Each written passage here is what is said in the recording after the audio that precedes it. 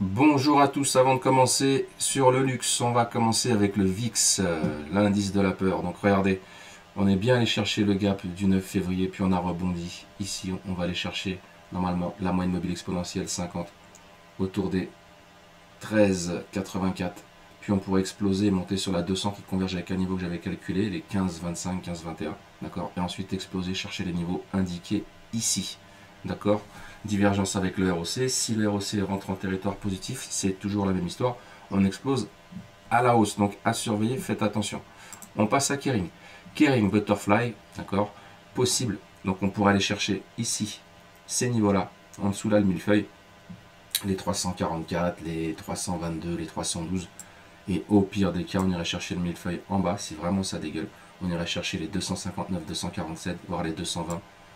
Voilà, faites attention, si toujours, comme je dis, le ROC rentre en territoire positif, d'accord, on pourrait exploser à la hausse, on parle de Kering, et dans ce cas, on irait chercher les 440, voire les 500.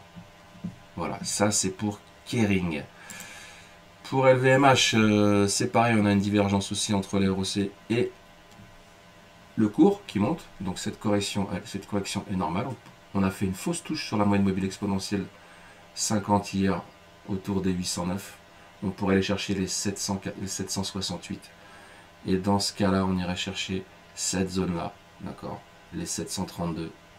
Puis enfin, peut-être le comblage du gap autour des 683. Soyez vigilants car au-dessus, on a trois gaps. On a un gap à 847, un gap à 861 et un gap à 891. Les signaux ici aussi sont bearish sur le RSI. Donc faites attention, soyez prudents. Très beau Navarro 200. Hermès, bah écoutez, on a les super hauts sur Hermès. Toujours, il y a aussi un Navarro 200. Donc la baisse, elle est normale ici. D'accord. Ce qui se passe est totalement normal. On a presque fait le point C.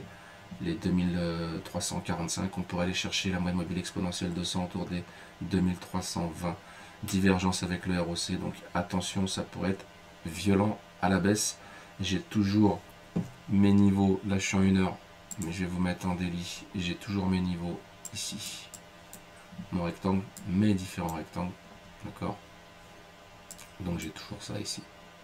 Et là, dans ce cas, on pourrait chercher beaucoup plus bas, les 2280, puis après les 2208, on va dire. D'accord. Faites attention, on pourrait aussi aller chercher le gap ici. Les 2077, ça paraît ouf, ça paraît haut, mais on est monté très haut sur les marchés, on est sur des niveaux hystériques. D'accord. En plus d'être historiques, ils sont hystériques. Et on pourrait aller corriger un coup de corrigement ici sur les gaps.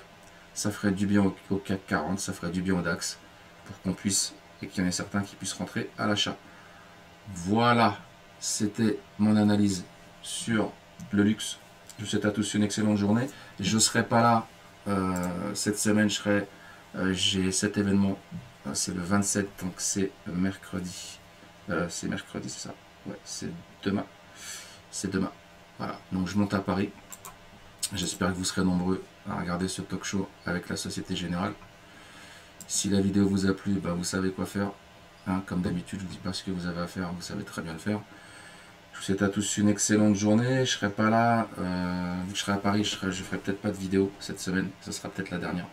Voilà, je vous souhaite une bonne journée à tous. Soyez prudents sur les marchés. C'était le Loup de Zurich. Paka paka.